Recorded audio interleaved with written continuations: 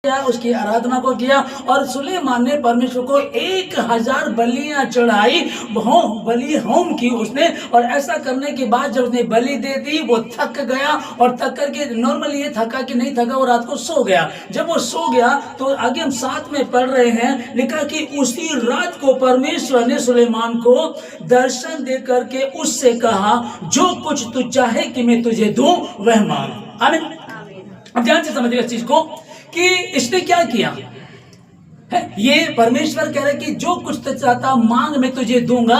तब इसने परमेश्वर से बुद्धि को मांगा। हमने क्या पढ़ा, किसी को तो घोड़ों पर, किसी को रथों पर भरोसा, परंतु हम तो अपने यहोवा का नाम लेंगे। ओके, ठीक है ना। अब ये कि हम सोचे कि मेरा रिश्तेदार है, मुझे पढ़ा देगा, मैं विद्वान हूं, मैं कर लूंगा, मैं बढ़ जाऊंगा, मैं आगे जा सकता हूं, मैं पास हो जाऊंगा। कोई एग्जाम आ गए, इम्तिहान का समय आ गया, एग्जाम आए तो नॉर्मली मैं पढ़ लूंगा, हो जाएगा। अब कई बार होता है मेरे पे भरोसा होता है और वो चलते भी रहते हैं, और इस तरह के घमंडी लोग चलते भी रहते हैं, घमंड करने वाले। एक होता है नम्र व्यक्ति कि हाँ मैं कोशिश करूंगा और हो जाएगा, या नम्रता से बोल रहे हैं। पर कई लोग घमंड में आकर के बोलते हैं। यहां लिखा है कि उसी रात परमेश्वर ने दर्शन दे करके उससे कहा, मांग तुझे क्या मांगना है। इसका पापा कौन?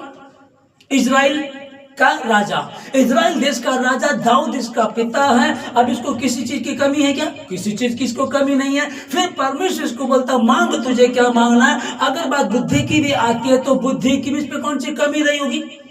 जब बाप समझदार है और पूरे देश का राजा है तो बढ़िया से बढ़िया टीचर उसके लिए होंगे, एक्सपर्ट जो टीचर बढ़िया पढ़ाते होंगे वो सब इसके लिए मौजूद हुए होंगे, और इसने अच्छी स्टडी की होगी बच्चों, उस टीचर के साथ खूब पढ़ाई की इसने। उसके बाद भी ये परमेश्वर से बुद्धि मांग रहा है, और बुद्धि मांगने में इसने क्या बात की, हे परमेश्वर तू मुझे बुद्धि दे, क्योंकि मैं तो लड़का ही हूं, मैं तो बाहर जाना और अंदर आना भी नहीं जानता हूं। तू मुझे बुद्धि दे ताकि मैं तेरे काम को अच्छे से कर सकूं, ताकि तेरे लोगों का न्याय मैं अच्छे से कर सकूं। किस लिए बुद्धि को मांगा इसने? कई बार क्या होता है, हम जो चीजें मांगते हैं, मैं पढ़ने लगूं, मेरी नौकरी लग जाए, मेरा बिजनेस हो जाए, मैं घर बना लूं, ये कर लूं, मैं ये कर लूं, हम बहुत सारी चीजों के पीछे रहते हैं, पर उस सिद्धांत को नहीं समझते जो मत्ती 6:33 में प्रभु ने कहा, पहले उसके धर्मराज की खोज करो तो ये सब चीजें तुम्हें यूं ही मिल जाएंगी,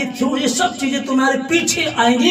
और यहाँ सुलेमान ने 1000 बलि को चढ़ाया। उस समय बलि चढ़ाते थे तो क्या, अब हम क्या करें, हमें क्या करना चाहिए? हम जब उपवास रखते हैं, हम जब प्रार्थना करते हैं, हम जब वचन को पढ़ते हैं, हम जब परमेश्वर के वचन को पूरा करते हैं और जब थक जाते हैं, कितने दिन तक ये चलता रहा होगा, ये डेली प्रार्थना कर रहा परमेश्वर में, इसने बलियों को चढ़ाया, आप उपवास रख रहे हैं, आप प्रार्थना कर रहे हैं, हम जब प्रार्थना कर रहे हैं, और परमेश्वर यहाँ क्या कहता है, मांग तुझे क्या मांगना है। आमीन। किसी को घोड़ों पर भरोसा, किसी को रथों पर भरोसा है, वो तो गिरे। जिन्होंने घोड़ों पर भरोसा किया, जिन्होंने रथों पर भरोसा किया, वो तो गिरे, पड़े ही रहे, और हम सीधे खड़े हुए और फिर से दोबारा हम लड़ने लगे, क्योंकि हमारा भरोसा किस पर था? यहोवा परमेश्वर पे हमारा भरोसा था। अब मांगने का तरीका, कई बार सोचिएगा, लोगों को सोचना क्या रहता है, मैं ज्यादा कर लूंगा, मेरे लिए कुछ भी मुश्किल नहीं है। क्योंकि याकूब की पुस्तक 1:5 और 6 में लिखा है कि यदि तुम में से किसी को बुद्धि की घटी हो तो परमेश्वर से मांगे, उसको दी जाएगी। ठीक है ना। यदि किसी को बुद्धि की घटी तो परमेश्वर से मांगे, उसको दी जाएगी। तो परमेश्वर ने बुद्धि को दे दिया। अब लिखा है कि पर विश्वास से मांगे और जरा भी शक ना करे। आमीन। तो इस वचन को जब देख रहे हैं, यदि किसी को बुद्धि की घटी हो तो इसका मतलब, तो किसी को मतलब जो बच्चे पढ़ रहे हैं स्कूल में, जो कॉन्वेंट में, इंग्लिश मीडियम स्कूल में, बड़े स्कूल में, जो हॉस्टल में, बोर्डिंग में पढ़ रहे हैं, ये उनके लिए है ना? नहीं, उनके लिए नहीं, सिर्फ उनके लिए नहीं है। क्योंकि जो बोर्डिंग में हो तो कुछ होगा, जो हॉस्टल में है, जो कॉन्वेंट में, बड़े स्कूल में, इंग्लिश मीडियम में पढ़ रहे हैं, वो इंटेलिजेंट होंगे, तभी तो वहाँ पढ़ रहे हैं, टेस्ट होकर के जाते हैं उनके, ठीक है, वो पढ़ रहे हैं, उनके लिए। ये किसकी? यदि तुम में से किसी को, तो कितने कई बार हमारे भाई, हमारी बहनें बात करते हैं, मैं पढ़ नहीं पाती, मैं पढ़ नहीं पाता, मुझे पता नहीं है। लेकिन मैं परमेश्वर का धन्यवाद देता हूँ कि मैं पहला सेशन ले रहा था, तो वहां भी जो राधिका नाम की एक बहन है, जब बात चल रही थी, वचन की बात चल रही थी, जो पढ़े लिखे थे वो बैठे हुए थे, और उस अनपढ़ बहन ने जवाब दे दिया।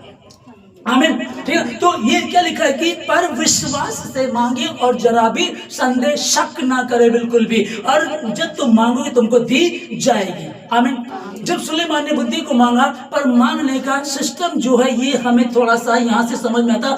दूसरा इतिहास 1 अध्याय 7 में जो हमने पढ़ा, यहाँ समझ में आता, इसने परमेश्वर ने इससे कहा कि तुझे एक ऑफर मिला है, और स्वयं परमेश्वर दर्शन दे करके तुझे कह रहा है कि मांगो, तुझे क्या मांगना है। और उसने कहा कि परमेश्वर मुझे बुद्धि दे। तूने ना तो धन संपत्ति, ना आयु, ना ऐश्वर्य, ना दुश्मनों का प्राण, तूने कुछ भी नहीं मांगा। ये चीज मांगने वाली थी। उसने कहा नहीं, ये कोई चीज नहीं है। मेन मेरे लिए क्या, यदि मेरे अंदर बुद्धि होगी, मैं समझ से काम करूंगा तो दुश्मनों से भी जीत जाऊंगा। मैं समझ से काम करूंगा तो मेरे पास 10 रुपए होंगे, मैं 10,000 बना लूंगा। और यदि, और बुद्धि कौन सी, परमेश्वर की। कौन सी बुद्धि, परमेश्वर की ज्ञान मुझको चाहिए। यदि वो मेरे पास होगा तो मैं जीत जाऊंगा, तब मेरे लिए कुछ भी मुश्किल नहीं होगा। डर कब लगता है बच्चों को, जब वो नहीं पढ़ रहे होते हैं। हम हाल ही में एक न्यूज को सुन रहे थे कि एक बाबा टीवी पे है, उसने दिया था, कहता है कि जो बच्चा पूरे साल नहीं पढ़ा है वो ऐसा करे, एक पान ले ले, उसमें लौंग ले ले, और वो अपने किसी भगवान को उसे टच करके आप उसको खा लेना, छू करके उसे खा लेना, तो तुम पास हो जाओगे। समझिएगा। फिर थोड़े दिनों बाद मीडिया ने उनसे बात की कि भाई क्या क्या बात है, ये कौन सा सिद्धांत है, कौन सा तरीका जो आप बता रहे हैं। उनसे पूछा गया कि जी ऐसा हो सकता है क्या? जी हाँ जी, बहुत होता है। चलो जी ठीक है, होता होगा। अगली बार उसका खुद का बच्चा 10वीं में फेल हो गया। फिर मीडिया उनसे बात कर रही है कि आपने क्या ये पान लौंग रख करके अपने बच्चों को नहीं खिलाया है ना। तो कुछ तमाशा बनते हैं, बनाते हैं, है ना, बकवास वाली बातें करते हैं कई लोग। लेकिन जो सही तरीका है, अगर आपको कह दिया गया है, परमेश्वर के वचन में हमने पढ़ा, किसी को रथों पर भरोसा, किसी को घोड़ों पर भरोसा, किसी को दवाई पर भरोसा, किसी को जिम पर भरोसा, किसी को क्रीम पे भरोसा, किसी को, मतलब कि हम बाहरी चीजों पर भरोसा कर रहे हैं, परंतु यहोवा पे भरोसा नहीं कर रहे। जिसने मुझे माँ के गर्भ में रचा, तैयार किया, बड़ा कैसे मेरी आंखें तैयार हुई, कैसे ये आईब्रो मेरी तैयार हो गई, कैसे नाक यहाँ नहीं है ना, कैसे मेरे होठ कितना खूबसूरत, अपनी समानता में मुझे मेरी माँ के गर्भ में बनाया। बाल यही आ रहे हैं, यहाँ नहीं आ रहे हैं, इतना अच्छा करके बनाया। जब मुझे ऐसा करके बनाया तो क्या उसके लिए बुद्धि देना कोई बड़ी बात है? जब वो दुनिया में देह धारण करके आया तो एक गूंगी दुष्ट आत्मा, गूंगा करने वाली दुष्ट आत्मा एक इंसान में होती है, और जब यीशु मसीह उसको झिड़कता है तो गूंगा बोलने लगता है। तो जब गूंगे बोलने लगते हैं तो क्या परमेश्वर के लिए बुद्धि देना कोई बड़ी बात है? समझ देना कोई बड़ी बात? कोई भी बड़ी बात नहीं है। हमने जब इसको पढ़ा तो हम इसको समझ करके चले। लेकिन फिर वही बात है कि अगर आप हाथ पे हाथ धर कर बैठ जाओगे तब प्रभु भी कुछ नहीं करेगा। क्योंकि नीति वचन में हम पढ़ते हैं, प्रभु ने कहा कि हे आलसी, चींटियों से, चींटी बोलते, चींटियों से जाकर के सीख कि वो कैसे तैयार करती हैं। एक समय होता है जब कटनी का समय होता है तो वो खूब इकट्ठा करती है, खूब इकट्ठा करती है, वो रुकती नहीं है। कई बार जब चींटी ऐसे चल रही होती, लाइन लगा करके अपना भोजन लेकर के जाती है, तो आप उनके आगे ऐसे कुछ रोक लगा दीजिएगा, बैरियर लगा दीजिएगा रोकने के लिए। वो आपके बैरियर के ऊपर को जाएगी, फिर आप यहाँ लगा देंगे, वो आपको छोड़ देगी, वो इधर से चली जाएगी।